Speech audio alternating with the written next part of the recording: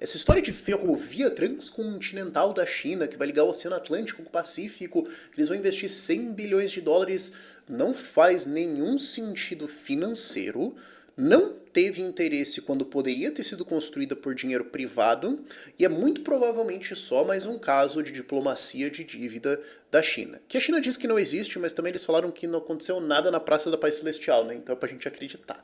Então nesse vídeo eu quero explicar primeiro o que é essa armadilha de dívida ou de diplomacia de dívida da China em casos teóricos e práticos. Eu quero explicar por que essa ferrovia transcontinental não faz nenhum sentido. E tem gente defendendo tudo mais, mas eu entendo como as pessoas podem ser induzidas a isso. Eu não acho que é canalice, eu acho que é falta de informações mesmo, vamos abordar isso. Eu também quero contar para vocês no finalzinho uma história de como um investidor privado conseguiu fazer a única transcontinental dos Estados Unidos que funcionou. Porque o governo tentou fazer 3, todas eram esquemas de corrupção, todas faliram, e daí foi um cara na iniciativa privada e fez. Então, vamos lá. Primeiro, o que é a diplomacia de dívida da China? Que eles falam que não existe. Existe a descrição que eles respondem, que na verdade é um espantalho, pouca gente de fato faz esse argumento, e existe a descrição do que realmente é atacado. Então, o que eles falam que não existe, e que às vezes algumas pessoas até falam que é isso, porque elas não conhecem, só viram uma matéria ou duas e explicam mal. A China empresta para países em projetos idiotas, em coisas que não fazem sentido, ela induz os países a se endividar um monte, para daí eles quebrarem, não conseguirem pagar a dívida, e a China com isso tomar a infraestrutura deles. O que só aí já seria uma estratégia meio interessante, mas não é o que a gente realmente está falando que acontece aqui. Porque eles falam, ah não, mas isso não realmente acontece. Não. O que eu estou falando aqui, e o que a maior parte dos críticos da China fala é, a China intencionalmente empresta para países autoritários, países falidos, países sem futuro econômico, países com alta corrupção, países com regimes de esquerda autoritários alinhados com a China, não por causa do interesse financeiro no crédito, mas para ou ganhar poder e influência naquele país, ou para ter controle nisso, ou para financiar aliados políticos lá, ou para atrapalhar outras coisas também. Eu quero mostrar para vocês o caso de Montenegro, é muito emblemático disso. Então, antes da gente ir para a teoria, deixa eu te dar uns exemplos práticos do que eles fizeram. O primeiro e o mais direto é o Sri Lanka. O governo do Sri Lanka queria fazer um puta porto lá no sul do país. E eles contrataram consultorias para planejar, para falar, bom, como é que vai ser o negócio aqui e tal. E o Sri Lanka rejeitou esses conselhos, rejeitou essas orientações. Então, assim, o governo corrupto, maluco do Sri Lanka sabe fazer porto melhor, nunca tendo feito um, do que consultorias com muita experiência nisso. Tá, né? E aí eles fizeram um projeto que não fazia o menor sentido e tentaram vender para Índia e Estados Unidos. Índia e Estados Unidos falaram, não, isso aqui não para de pé, isso aqui vai dar errado, não vou botar minha grana nisso. E aí a China foi lá e falou, eu banco. E aí o que aconteceu? Eventualmente o porto não era mais financeiramente viável, ele foi construído, custou caro pra caramba, não era financeiramente viável, não funcionava, e uma empresa chinesa conseguiu um leasing desse porto. O que aconteceu? Essa empresa falou, bom, já que vocês não conseguem pagar a dívida pra China, que a gente sabe que vocês não iam pagar mesmo, a gente te paga mais um valorzinho extra aqui, você usa pra pagar a dívida aí, ou seja, volta pra gente na prática, e você me dá um leasing do porto por 99 anos, que daqui a 99 anos a gente discute como é que vai ser isso. E a China ganhou esse porto. E a China falou, não, mas ó, a gente não forçou eles a fazer o porto, a gente não forçou eles a se endividarem, e a gente ganhou um leasing do porto, a gente nem tem base militar lá, a gente só tem direito de uso e tudo mais. Não, calma, veja bem. Agora, perceba, primeiro, eles conseguiram o controle do porto. Segundo, não, eles não foram atrás do negócio, mas eles investiram num projeto que todo mundo sabia que não fazia sentido. Se todo mundo sabe que não faz sentido, por que você investiu nele? O que você ganha aqui que eu não entendi? Ou é só da benevolência do seu coração? Vá, tem alguma coisa suspeita aqui. E também esse dinheiro ajudou a financiar esse governo do Sri Lanka, porque obviamente teve corrupção, um monte de dinheiro foi desviado disso aqui, e isso ajudou esse partido a se perpetuar no poder. Então isso também dá uma influência. E como o país está mais endividado agora, ele vai ter mais dificuldade de conseguir crédito em outros lugares. Quanto mais alto o seu nível de dívida, mais cara ela fica, menos acesso você tem. Então isso significa que agora o seu país, Sri Lanka, tem menos acesso a outros créditos e depende mais de mim. Entendem a genialidade aqui? Ou você acha que eles de fato só investiram ali para ajudar o país? Outro caso muito emblemático é a Zâmbia. A Zâmbia chegou a dever 6,6 bilhões de dólares para a China. A Zâmbia é um país extremamente pobre, sem acesso ao mar, com todos os tipos de problemas medievais que você pode imaginar, e eles chegaram a dever 6,6 bilhões de dólares para a China em 2021. Para você ter um senso de proporção, isso seria equivalente ao Brasil dever 2,6 trilhões de reais para a China. Esse é o nível de vida que eles tinham, 20% do PIB deles. Para onde que foi todo esse dinheiro investido? Bom, supostamente para construir infraestrutura, né? Ferrovias, para construir uma hidrelétrica, estrutura de distribuição de energia, vamos avançar o país. O país avançou? Bom, quando você olha os dados de PIB per capita, não, eles estão no mesmo PIB per capita que em 2008. Isso assumindo que o governo da Zâmbia não frauda os seus dados do PIB, o que ele quase certamente faz. Então, se você falou, tem um nível de fraude aqui de uns 10% ao ano, talvez. Então, a Zâmbia hoje tem o mesmo nível de riqueza que eles tinham 20 anos atrás, talvez mais. E aí você pensa, cara, mas como? Porque você imagina que, assim, mesmo que todo mundo seja burro, se eu jogar 6,6 bilhões de dólares num país, algum crescimento tem que acontecer, não é possível. Seria o equivalente a jogar 2,6 trilhões de reais no Brasil e não tirar nenhum crescimento disso. Assim, nada. Você imagina que por acaso você ia ter uma ideia boa no meio disso? Você não pode ser tão burro assim. Mas A maior parte disso aqui desapareceu em corrupção de várias formas diferentes, foi desviado de várias formas diferentes, foi para coisas completamente inúteis e improdutivas. E por que o país não consegue se desenvolver economicamente? Então me explica como é que ele vai pagar o juro nisso aqui. Até porque em dólar, né? Então, como é que você vai pagar se você não tem exportações para entrar em dólares no seu país para você pagar essa dívida? Senhores, era óbvio que isso aqui não seria pago. Qualquer um com 3 neurônios consegue entender. E ainda assim, não foi. A Zâmbia faliu. Teve que renegociar logo depois do Covid, 2021 faliu, renegociou a sua dívida com a China, e o acordo, obviamente, não é público, mas me explica por que a China ia emprestar todo esse dinheiro para um país numa crise de inflação com nenhuma perspectiva de crescimento econômico. Qual é a lógica por trás disso aqui? Como é que esse negócio para de pé? Outro exemplo muito legal, e eu vou completamente assassinar o nome disso aqui, foi em Montenegro. Montenegro quis construir a rodovia Bar-Boljare, José. A rodovia José. E era Montenegro é só montanha, gente. Montenegro é só pedra em cima de pedra. Vamos construir uma rodovia que liga nada a lugar nenhum. Isso não é uma fala minha, isso é uma citação do governo deles. Essa rodovia liga nada a lugar nenhum. E a ideia é fazer um retão em cima de todas as montanhas com um monte de ponte, com um monte de viaduto, com um monte de túnel e tudo mais, com nenhuma perspectiva de como pagar isso, com nenhuma perspectiva de o que isso aqui adiciona para o país, nada. Construir algumas dezenas de quilômetros disso aqui custou 1 bilhão de dólares. Montenegro é menor do que o meu canal, a população do país. Então, esse bilhão de dólares é 20% do PIB deles. O país faliu. Eles não têm como pagar essa dívida. E aí agora estão vendo que talvez a União Europeia salve os caras, uma puta negociação aqui e tudo mais. Me explica como é que a China fez esse negócio parar de pé. Me explica como é que alguém, num banco de desenvolvimento chinês, olhou para isso e falou: tá tudo bem. Um dos efeitos colaterais disso aqui é que, por causa desse nível de dívida, necessidade de renegociação e todos os gastos para servir essa dívida, isso torna muito mais difícil Montenegro entrar na União Europeia. Então você pode pensar assim: bom, se os caras pagarem metade de volta e calotear no resto, nós gastamos $500 milhão para um país não entrar na União Europeia.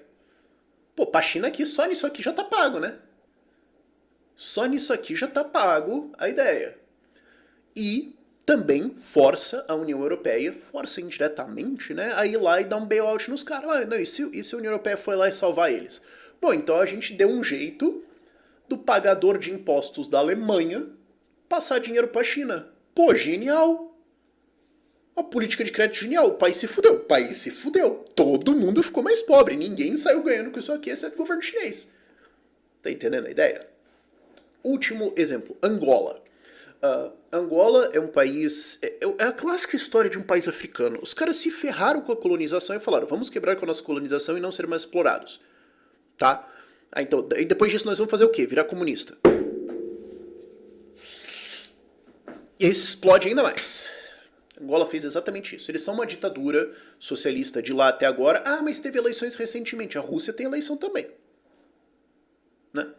Eles são uma ditadura de lá até hoje. E a China olhou para esse país cruelmente pobre e falou, vamos emprestar 45 bilhões de dólares para eles. O que pode dar de errado? Qualquer pior coisa que pode acontecer. E o acordo é que Angola, ao invés de exportar produtos, receber dólares e pagar a China, ia pagar em petróleo.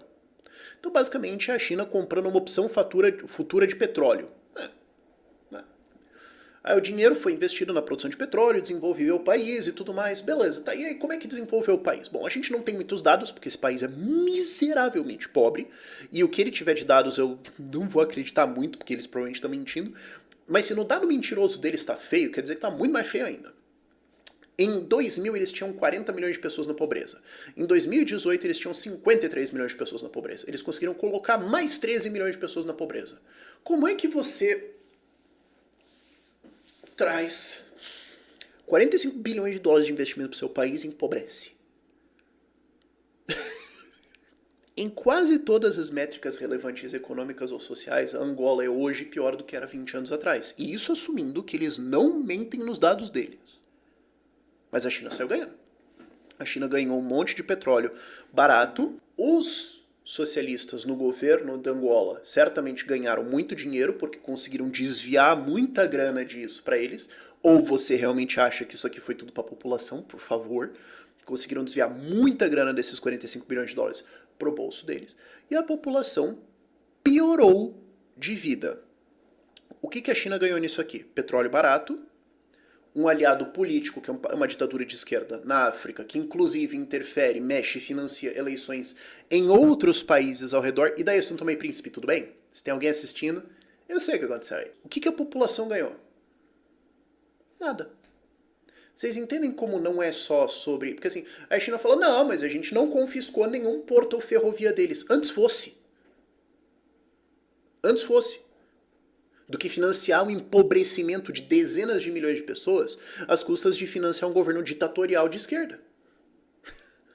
Eles falam, não, mas a gente não obrigou eles a fazer isso. Não. Vamos lá para a teoria. O que é, de fato, no mundo real, essa política de diplomacia de dívida da China? Eles falam que, não existe, é mentira. A gente não força os países a se endividarem, a gente não força eles a construírem isso. A gente não tem nada a ver com o fato que eles não conseguem pagar. A gente só está financiando obras. O pessoal vem com ideias, a gente financia. Aí se depois der errado, o problema não é meu. Eu que sou o bonzinho da história. E eu, China, nunca confisquei alguma coisa de alguém. E o leasing lá de Sri Lanka? Não, é um leasing de uma empresa privada. Me conta que empresa privada de infraestrutura existe na China. Por favor, eu adoraria ouvir essa história.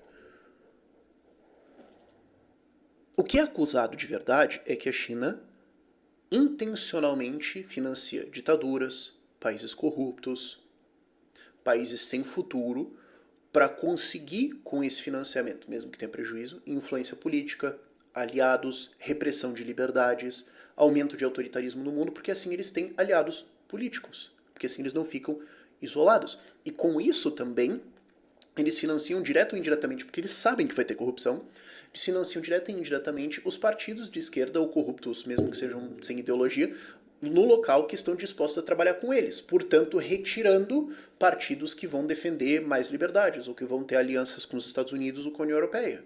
É uma diplomacia, é uma política de Estado de poder, não de busca de retorno financeiro. Mas fica mais engraçado se a gente tentar analisar a defesa deles.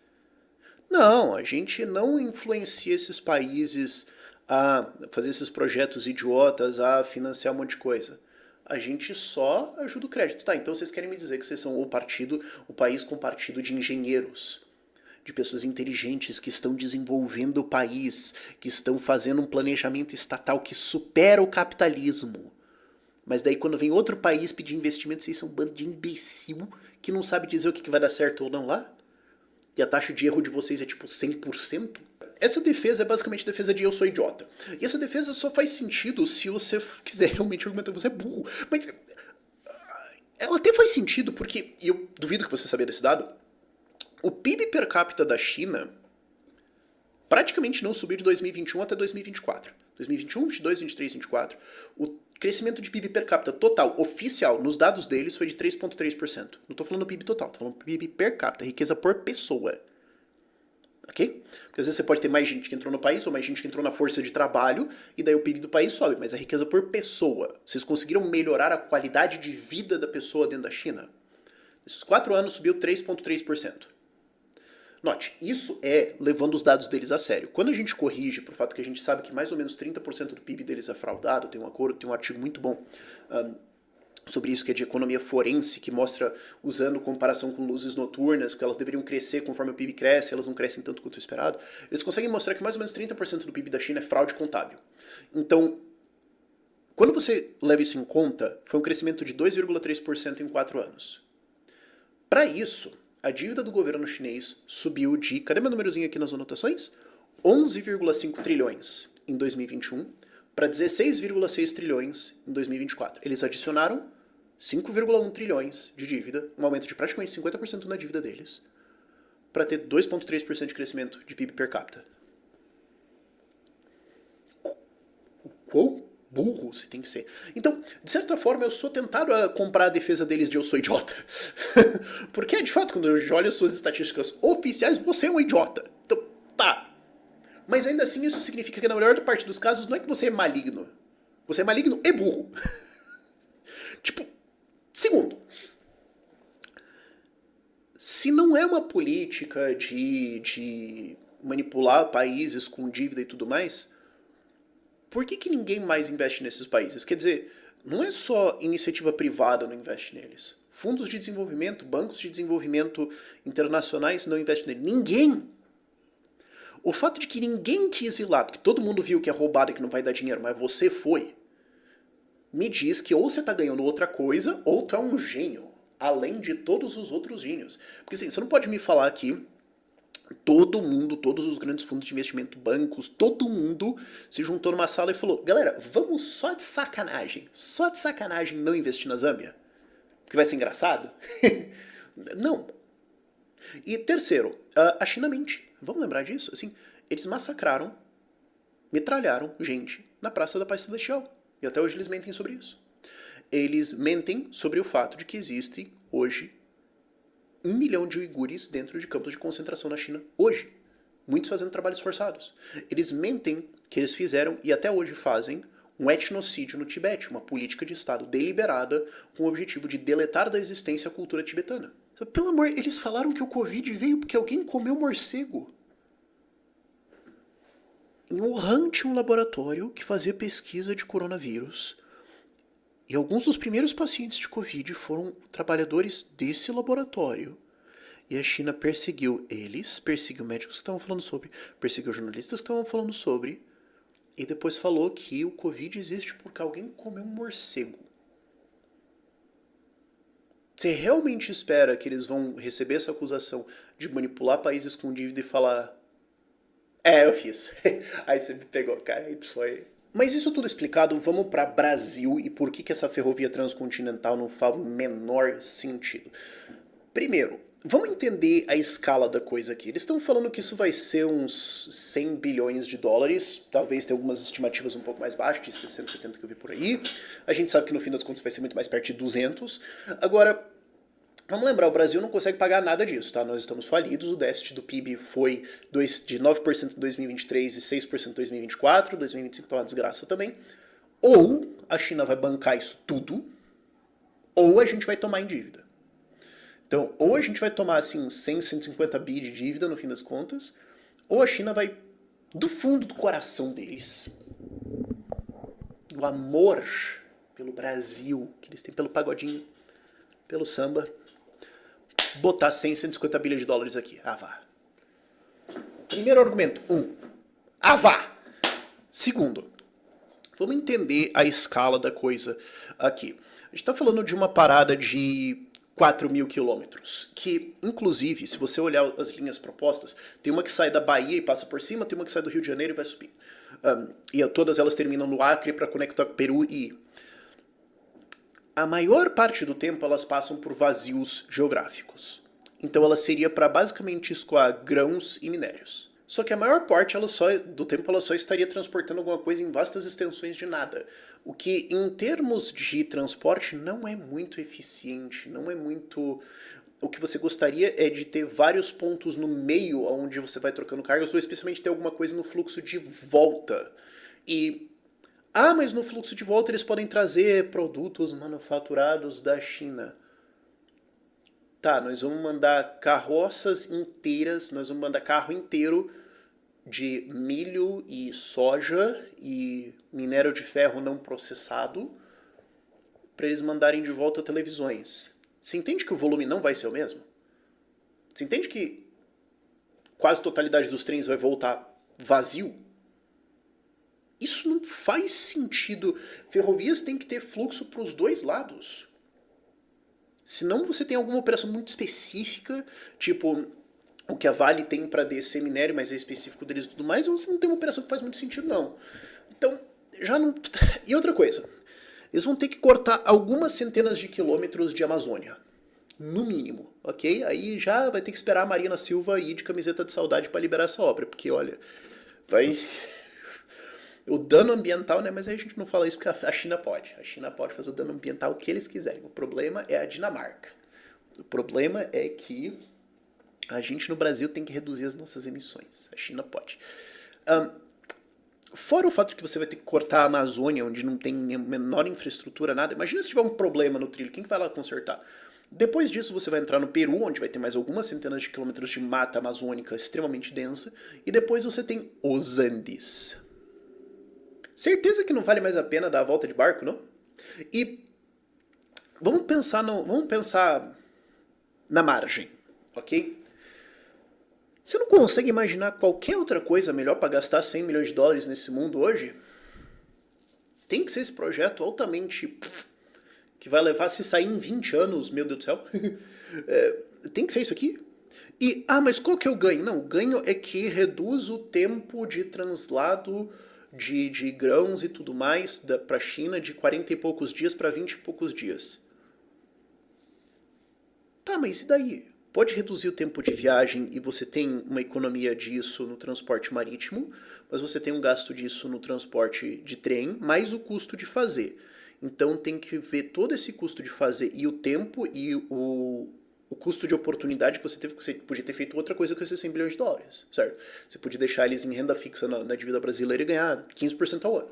Então você está deixando de ganhar isso para fazer essa ferrovia para daqui, sei lá, 10 anos ou mais, ela está pronta para você fazer isso. Qual que é a economia disso em relação a 10 ou 15 ou 20 dias de barco? A resposta certa é, eu não sei... Tá esquisita essa conta e tem um monte de variáveis porque eu não sei como é que vai estar custos de logística daqui 10 anos ou 15. Então, e não tem outro jeito de gastar 100 bilhões de dólares?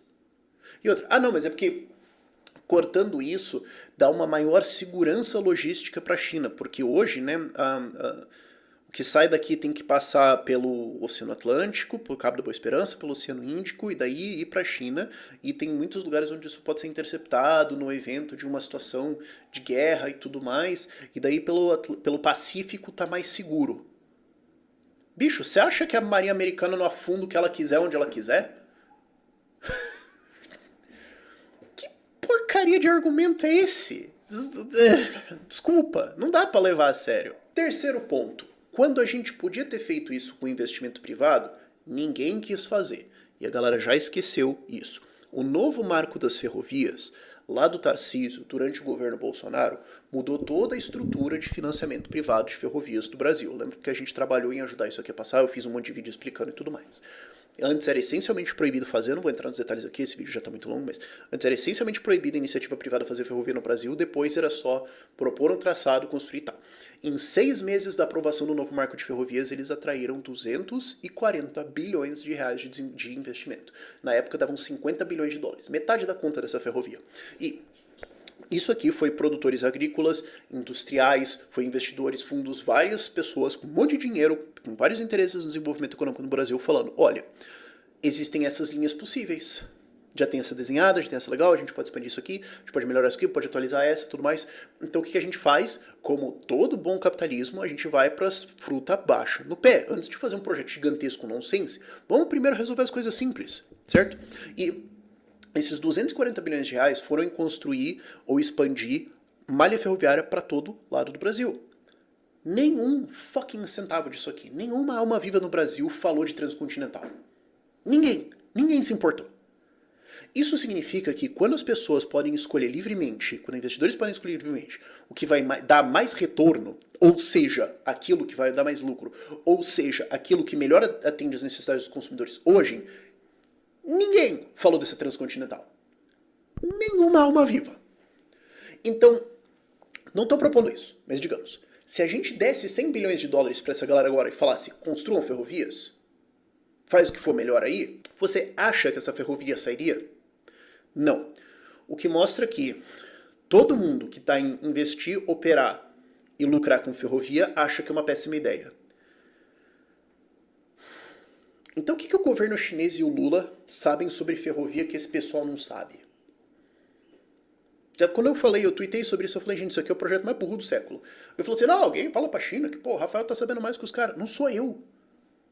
Não sou eu. A opinião de todo o mercado de investidores em ferrovia no Brasil, desde que o marco legal das ferrovias mudou, é que eles não querem isso. Eles querem outras coisas, tem outras coisas para serem desenvolvidas. O que o Lula e o Xi Jinping sabem sobre ferrovia que esses caras não sabem? Agora, também mostra como o Estado interfere nisso. Eu não vou cansar de contar essa história. O novo marco das ferrovias veio e atraiu 240 bilhões de reais de investimento para ferrovias no Brasil. Por quê? Porque tirou o Estado do meio do processo. Entrou o Lula e colocou de ministro dos transportes o Renan Calheiros Filho. E uma das primeiras declarações, se não a primeira declaração oficial dele, é que o marco das ferrovias tinha que ser revisto. Por quê? Claramente não tem um problema. Está atraindo investimento para o Brasil. Qual é o problema? O problema é que não tem Estado nele. A gente quer ter Estado aqui de volta. Então, por que ao invés... Qual é o ponto dessa ferrovia? Por que ao invés de manter o marco de ferrovias que já existia, que já estava atraindo dezenas, se não centenas de bilhões de reais para desenvolvimento ferroviário no Brasil, por que o governo Lula quer destruir esse marco e fazer um acordo com a China para fazer uma ferrovia que nenhum investidor privado queria fazer? Se não existe um problema, por que um problema foi criado? Não é sobre a ferrovia. Não é sobre transporte, não é sobre nada disso. É sobre o fato de que isso aqui será um colossal esquema de corrupção. Se 10% disso aqui for desviado para o bolso do PT, são 50, 60 bilhões de reais. Vocês entendem que isso aqui não é só sobre soja, sobre minério, de não sei o quê?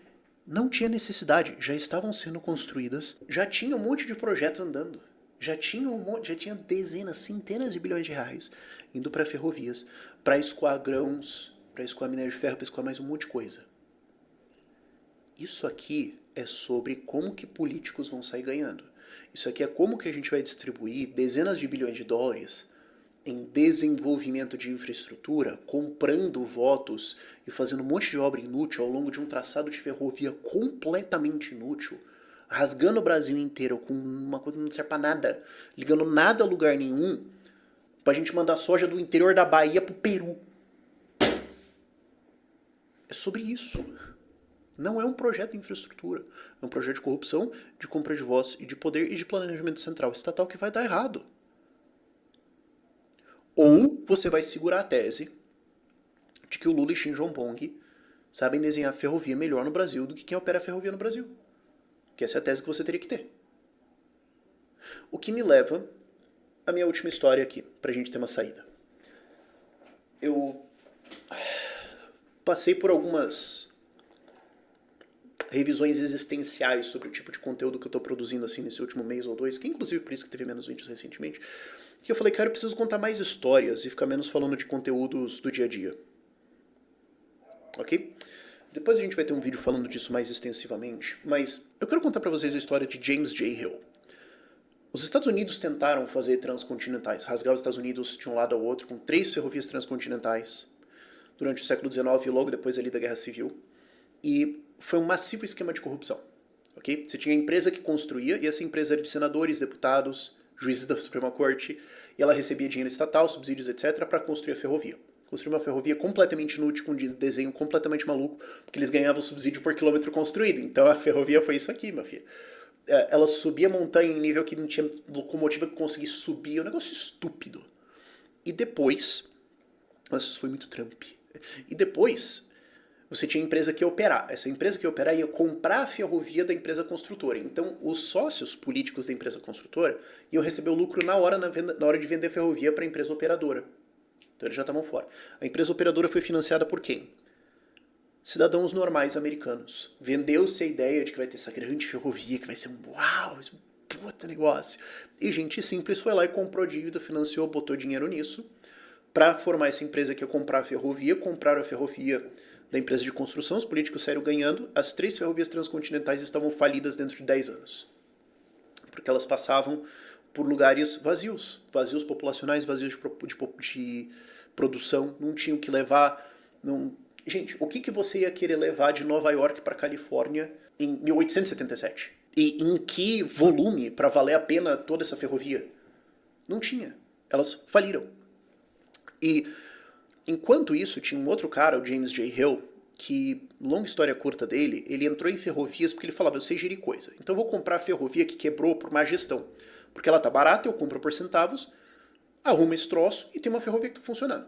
E ele começou um grande império de ferrovias e ele começou a fazer uma transcontinental na fronteira dos Estados Unidos com o Canadá. Por isso que ela é chamada de... um dos apelidos dela era The Great Snake, a grande cobra, porque ela meio que serpenteava assim. Não era uma linha reta. Ele ia pegando ferrovias que faliram, coisa que caiu aqui. Ah, mas faz mais sentido passar naquela cidadezinha ali, porque daí ganha dinheiro, a gente volta. Ah, mas não fica uma linha reta. Não, mas vamos aqui, porque funciona. E ao longo de vários anos, não um projetão, mas de vários pequenos pedaços que todos faziam sentido, ele foi montando toda uma rota de uma transcontinental. E aí quando ele chegou lá no meião dos Estados Unidos, você tem a Dakota do Norte, Montana, estados vazios, frios que era uma desgraça. O que ele fez? Ele mandou marqueteiros para a Escandinávia e a Alemanha para trazer fazendeiros de lá. Porque ele falou, cara, se você consegue ser um fazendeiro na Noruega e na Suécia, você consegue ser um fazendeiro em Montana. Tá de boa. E ele vendia para essas pessoas terra muito barato, pro preço da hora, muito barato. Dava sementes, dava gado, para eles criarem lá, porque ele sabia, cara, se vocês prosperarem, vocês vão despachar esses grãos, esse gado com quem? Comigo. Eu só cresço se vocês crescerem. É diferente da China, que ficou emprestando para um monte de país aqui, que, como eu falei, eles terminaram mais pobres do que começaram. O James J. Hill só ganharia dinheiro se todo mundo que estava sentado ali ganhasse dinheiro também. Então ele estava ajudando todo mundo a produzir, ele construiu escola, ele construiu igreja, ele construiu cidade pros caras. E até hoje, eu fiz isso aqui por exercício, cara, é muito legal. Puxa os sobrenomes mais comuns da Dakota do Norte ou de Montana. Eu puxei da Dakota do Norte. Sobrenomes mais comuns. Anderson, Olson, Johnson, Larsen, Hanson, Carlson, Berg, Jensen. Sobrenome nórdico. Até hoje, na demografia de lá, você vê o legado do cara.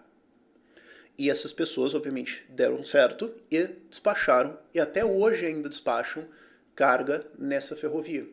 E eventualmente ele conseguiu chegar na Califórnia, se não me engano em 1889, mas eu não lembro de cabeça agora, e completou a única transcontinental que funcionou. Nunca falhou. Mais de 120 anos de operação, nunca falhou. Investidores privados querem investir e ganhar dinheiro. Eles querem desenvolver riqueza, eles querem desenvolver o mundo. E eles só vão ganhar dinheiro na medida que os outros ganham dinheiro, na medida que eles investem em coisas que vão dar retorno. Se as pessoas não estão investindo em países como Zâmbia, Sri Lanka, Angola, é porque esses países... Brasil... É porque esses países se tornaram inimigos de investimento. O desenvolvimento da humanidade e o enriquecimento da gente veio de propriedade privada, instituições, justiça, devido processo legal. Liberdades civis também, isso é muito importante. Para o desenvolvimento econômico também, por si só elas já são um excelente valor, mas para o desenvolvimento econômico também são importantes. Capitalismo. Os países que abraçam isso são os países que se desenvolveram. Os países que rejeitam isso não atraem investimento privado. Porque não dá retorno, porque ninguém quer ir lá, porque todo mundo sabe que vai ser confiscado. É por isso que esses países são pobres ainda. Por isso que ninguém quer investir lá. E é por isso que a China investe neles. É por isso que a China tem essa diplomacia de dívida. Não é sobre conseguir um porto, uma ferrovia ou o lucro do empréstimo. Se vier um lucrinho, beleza. Mas é principalmente sobre financiar ditaduras, financiar autoritarismo. Por que você acha que a China fica insistindo tanto no BRICS? Porque o negócio vai dar em nada, economicamente. Mas vamos fazer um bloco de alianças de ditaduras para a gente ter um respaldo, para a gente se proteger. Eles precisam ter amigos, eles precisam que o mundo seja mais autoritário, eles não podem ser o único país autoritário no mundo. Então eles não estão investindo nisso só olhando retorno de dinheiro ou de um porto e tudo mais. Eles estão falando, tem um partido de esquerda bandido pra caramba, dá um jeito de dar dinheiro pros caras. Dá um jeito de ajudar, faz uma obrinha lá pros caras fazerem um AUE lá, fazer uma quermesse e tal, vai pronto, vai ganhar uma eleição lá, fica mais amigo nosso. Não vai ganhar o pessoal de direita lá que é contra a gente. Dá um jeito, eles vão desviar, é ótimo que eles vão desviar, porque vai entrar pro bolso deles lá e eles ficam no poder. Mas daí o país vai ficar preso em dívida porque eles não conseguem mais pagar isso. Sim, aí eles defendem o nosso crédito, o nome do crédito americano, o crédito europeu, ótimo, fantástico, eles dependem mais da gente, a gente manda nesse troço. É isso que está acontecendo. E é nisso que o Brasil está caindo. E tem gente olhando esse garrancho de troço, que ninguém quer investir um puto privado nisso aqui, e pensando, nossa, é isso aqui que vai salvar o Brasil. Isso aqui vai ser a algema que vai ferrar a gente por muito tempo. Por esse vídeo é isso.